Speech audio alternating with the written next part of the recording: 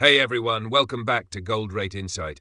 I'm your host Elijah K. Johnson, and today we've got a really important conversation lined up. There's a lot happening out there, in the markets, in the world of precious metals, and in the broader economy.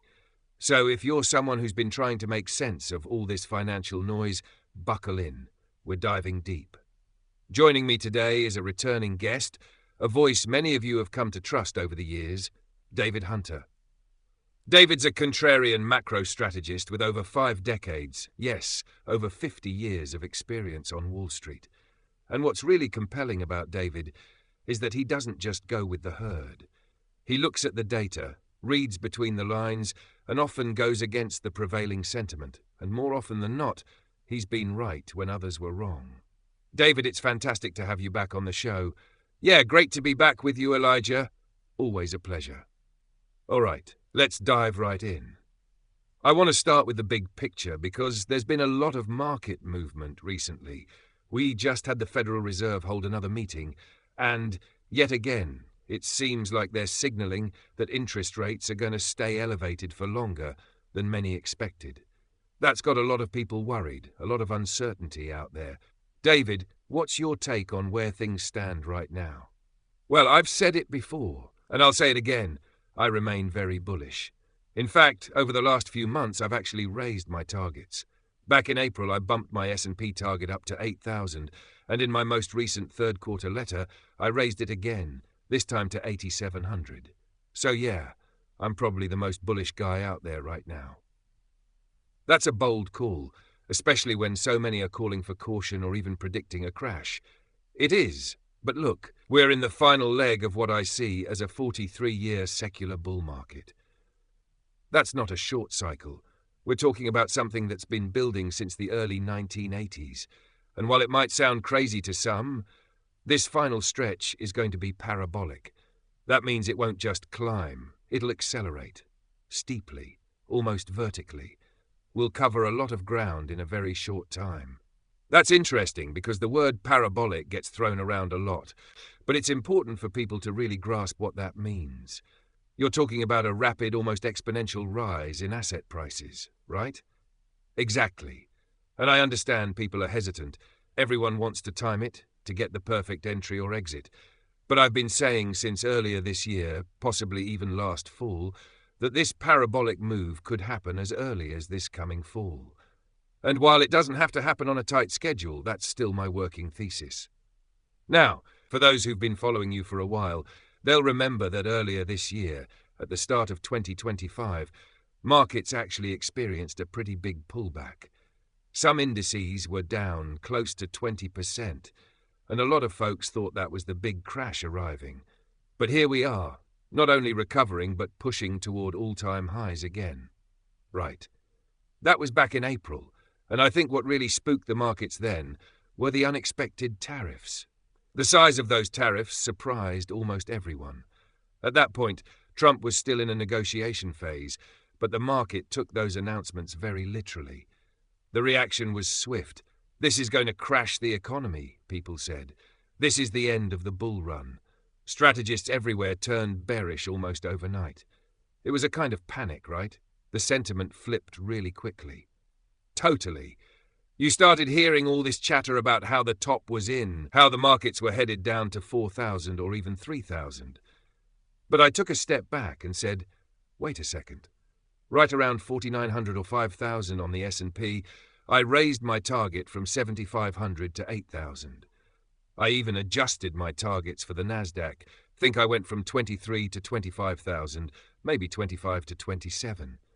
The point is, the crowd was overwhelmingly bearish, and that's exactly when I get more bullish. And that's classic contrarian thinking, right? When everyone is running in one direction, you look the other way. Exactly. And what we saw then was the rebuilding of the so-called wall of worry. Sentiment was back to where it was during the lows of 2020. That's how quickly fear took hold. And here's the thing, that wall of worry is the fuel that powers the next leg up. Even now, after we've rallied maybe 30% off those lows, people are still hesitant. They're still skeptical. You're saying that even now, many investors are either on the sidelines or waiting for another pullback. Absolutely. Some are beginning to jump on board because of the momentum, but a large chunk is still holding back. They're saying, okay, maybe we're not crashing, but I want to wait for a better entry. And that creates this interesting setup. If we do get a pullback, say down to 6,100 on the S&P, that's about a 6 or 7% drop. That could scare some folks and make them think the top is in. But from my view, that would just be another opportunity to rebuild more wall of worry.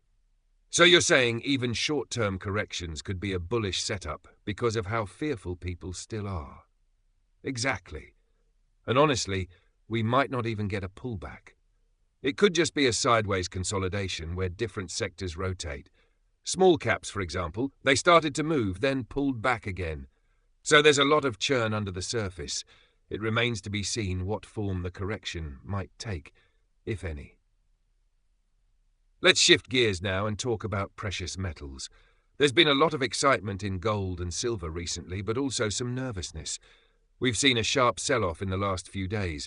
What's your take on the state of the gold and silver markets? Still very bullish. Gold has been consolidating at a high level since April, so about 3.5 months now, trading in that range between 3,200 and 3,500, give or take. Right now, we're near the lower end of that range, but I don't see much downside left. I think we're poised for another leg up. And you've got a target of 4,000 for gold, right? That's right.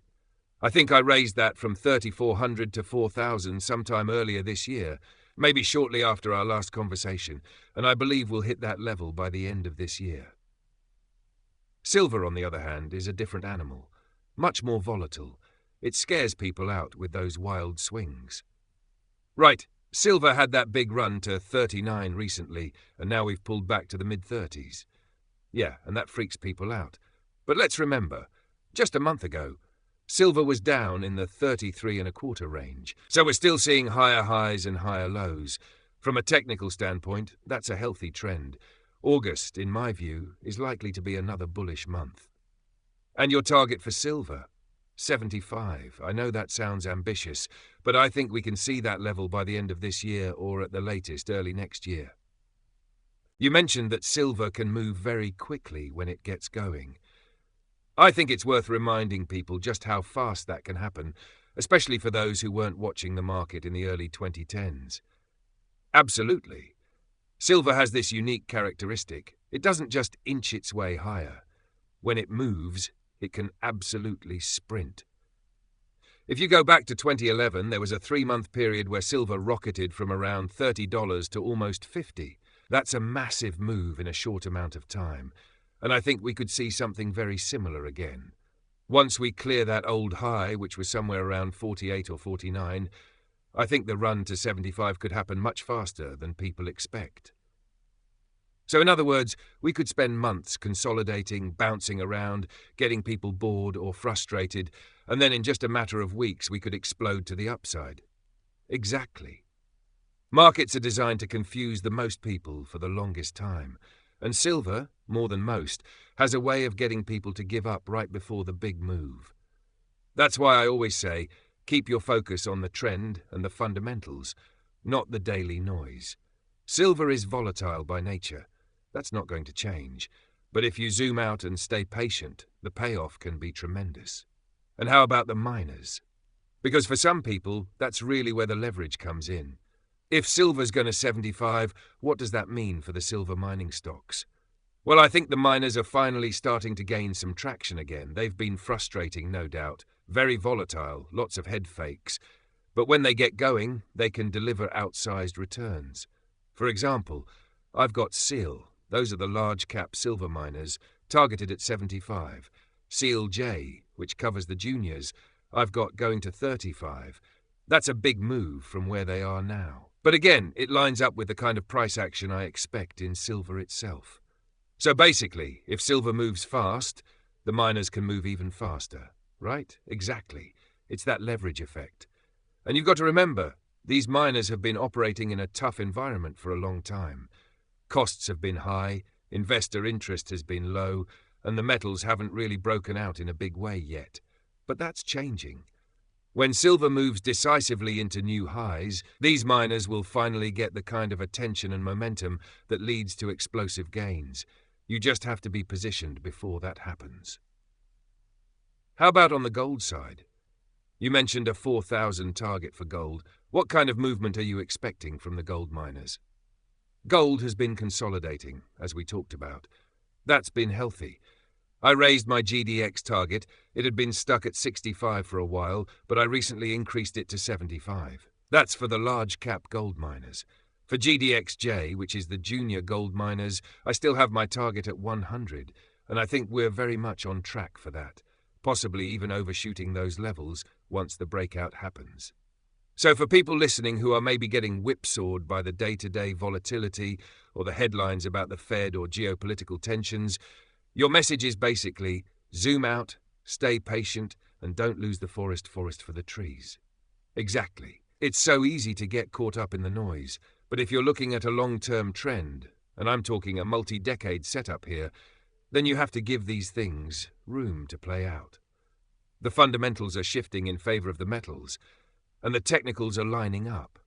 These consolidations, while frustrating, are necessary. They clear out the weak hands, they reset sentiment, and they set the stage for the next big move.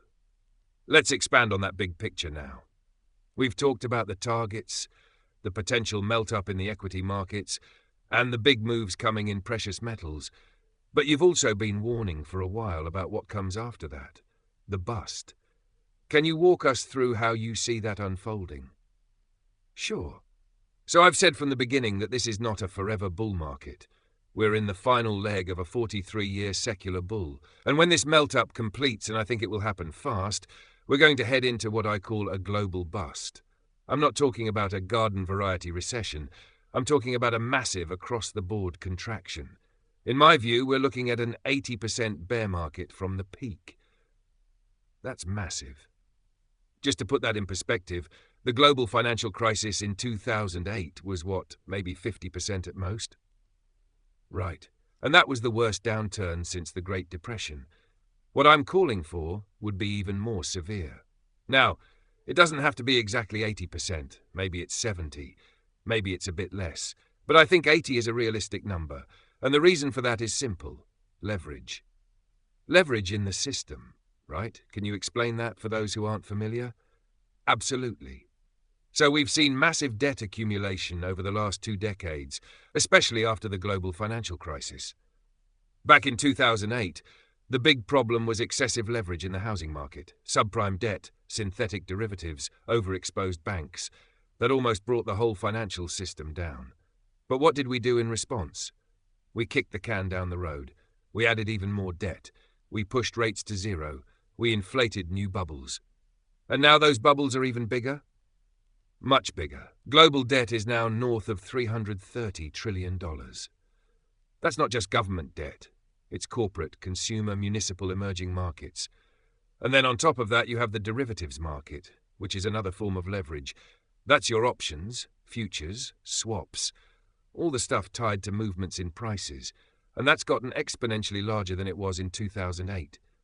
So in a way, the system is more fragile, even if the surface looks stable? Exactly. People look at the US banking system and say, hey, we're in better shape than in 2008. And they're right, to an extent. US banks are better capitalized. They aren't as leveraged. But this isn't just about the US. This is a global problem. European banks, emerging market banks, those institutions are still carrying a lot of risk. And this time, I don't think the bust starts here. I think it starts elsewhere. Maybe Europe, maybe Asia. But it will ripple through the entire global economy. So to summarize, we're in a melt-up phase right now. Markets are going to go higher, possibly much higher in a short amount of time. But that rally will be the last leg before a massive downturn. That's right. And let me be clear, this is not about political blame or short-term policy decisions. The bust is not about Trump's tariffs or Powell's rate hikes. This is the result of decades of imbalances, decades of policies that misallocated capital, decades of over-leveraging and over-responding to every downturn with more and more stimulus. That's what got us here, and eventually the music stops. It's a sobering thought, but also an important one. People need to hear this so they can prepare, not just for the opportunity of the melt-up, but for the risks that follow. Exactly. Preparation is key. You want to ride the melt-up, sure, but you also want to have an exit plan. You want to protect your capital when the music stops. And you want to be positioned to take advantage of the opportunities that come after the bust, because those will be historic. Now, one of the questions I get all the time, and I'm sure you do too, is how much of this is being driven by geopolitics? Trade wars, shifting alliances, technology races, does all that factor into your thesis? Absolutely. Geopolitical tensions and trade dynamics play a meaningful role in the near-term volatility, but also in shaping the longer-term structural changes in the global economy. What we're seeing right now with the United States pulling back from globalism and focusing more on reshoring, for example, that's part of a broader shift. We're talking about pro-growth policies here, deregulation, incentivizing domestic manufacturing, enforcing stricter border controls, pushing tax reform. All of that is aimed at strengthening the domestic foundation. And those policies, at least on the surface, sound constructive. Are they ultimately helpful, or are they just adding to the volatility? They're a bit of both. In the short run, they definitely inject volatility. You get reactions from foreign governments, market disruptions, currency instability, but in the long run, these moves may actually lay the groundwork for a more resilient economy once we're past the bust. Because, and I want to emphasize this, I still believe a global bust is coming, and it's not being caused by this current administration, or even the last one. It's not about Democrats or Republicans. This is a long-term supercycle issue. Decades of economic distortion have led us here. So when you talk about the bust being baked in the cake, what you're really saying is that this was inevitable. Exactly. The bust isn't a policy accident. It's the natural consequence of years, decades, really, of excesses. The central banks around the world, especially the Fed, have been stepping in to rescue every downturn since the dot-com bubble, and each time they step in, they overcorrect. They push rates too low for too long, and they flood the system with liquidity. It props things up temporarily, but it also creates even larger imbalances. Kind of like building a house of cards higher and higher until eventually it has to collapse. Precisely, and here's another layer to that. We're dealing with cycles within cycles. What I mean is, every time we go through an expansion and contraction, we don't return to baseline. We escalate. Every expansion is more exaggerated. Every contraction is more painful, and the policy response becomes more desperate. That sounds like what some people refer to as a kind of sine wave that's getting more extreme with each cycle. Exactly. It's a wave that's becoming steeper and more violent. Look at what happened in 2008 and 2009. That was the most significant financial crisis since the Great Depression. And yet I think what's coming will be even more extreme. Not because the fundamentals are worse in every category, but because the leverage and scale are so much larger now. It takes a lot more energy to shift these massive global systems, and when they finally break, they break hard. And let's not forget, we're not just talking about debt. We're also talking about derivatives, which, as you said, are basically leverage squared. Right, derivatives are essentially bets on top of bets. They're not inherently bad, but when the notional value of outstanding contracts is in the hundreds of trillions, and you have counterparties relying on each other's solvency, you've got a powder keg. If even a small number of those contracts blow up during a market event, it can ripple through the entire system. That's what we mean when we talk about systemic risk.